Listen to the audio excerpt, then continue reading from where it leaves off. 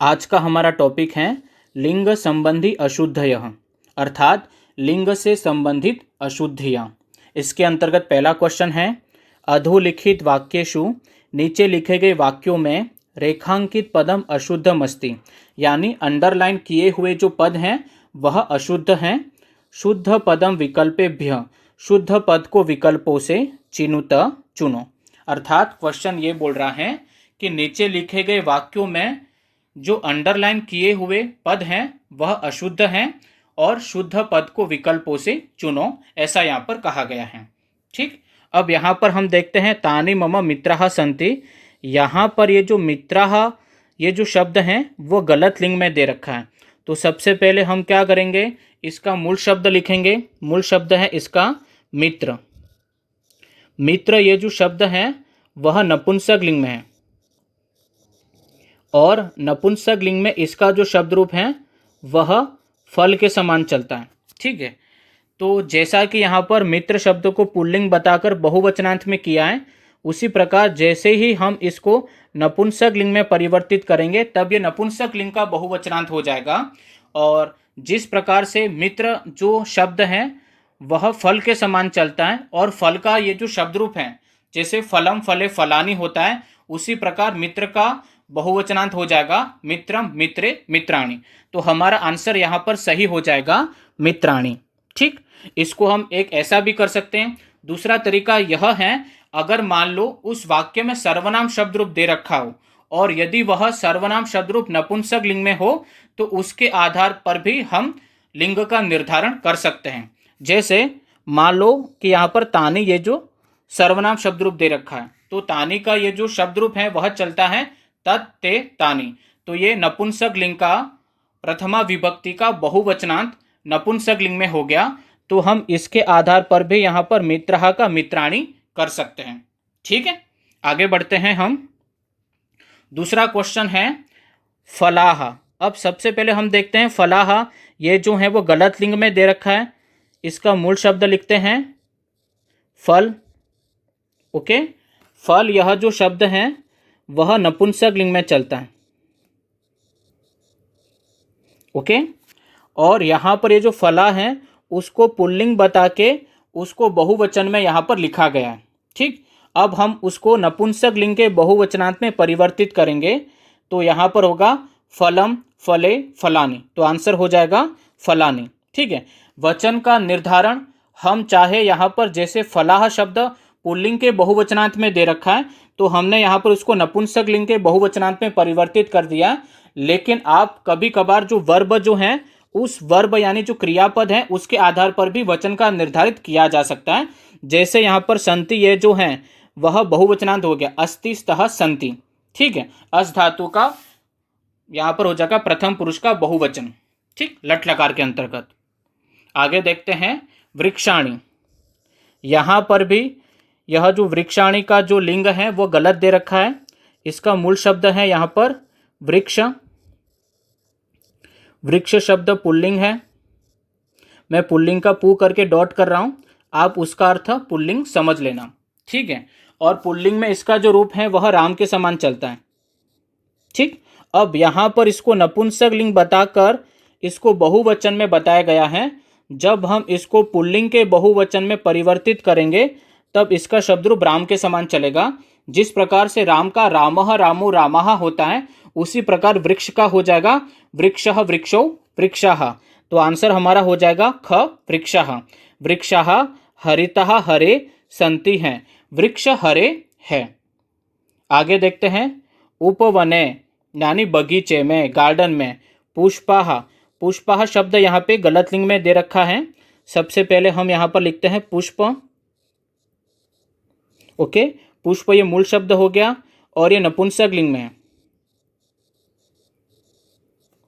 और नपुंसक लिंग में इसका जो शब्द रूप है वह फल के समान चलता है। तो हम यहाँ पर लिख देते हैं फल। ठीक है, अब पुष्पा शब्द जो यहाँ पर पुल्लिंग का बहुवचनांत बताया गया है हम उसे नपुंसक लिंग के बहुवचनांत में परिवर्तित करेंगे। वैसे तो वचन का निर्धारण हम ये जो वर्ब है उसके आधार पर भी कर सकते हैं। ठीक है, तो जिस प्रकार से फलम फले फलानी होता है उसी प्रकार यहाँ पर पुष्प का हो जाएगा पुष्पम, पुष्पे, पुष्पाणि। तो हमारा आंसर हो जाएगा यहाँ पर क, पुष्पाणि। तो यहाँ पर उसका अर्थ होगा उपवने, बगीचे में, पुष्पः यानी पुष्पः का हो गया यहाँ पर पुष्पाणि, यानी बहुत सारे पुष्प संति हैं, अर्थात गार्डन में बहुत सारे पुष्प हैं। आगे देखते हैं शाखेषु, ये गलत लिंग में दे रखा है। मूल शब्द यहाँ पर होता है शाखा। शाखा शब्द आकारांत होने के कारण ये स्त्रीलिंग में हो जाएगा, और स्त्रीलिंग में इसका जो रूप है वह रमा या सीता या लता के जैसे इसका रूप चलता है।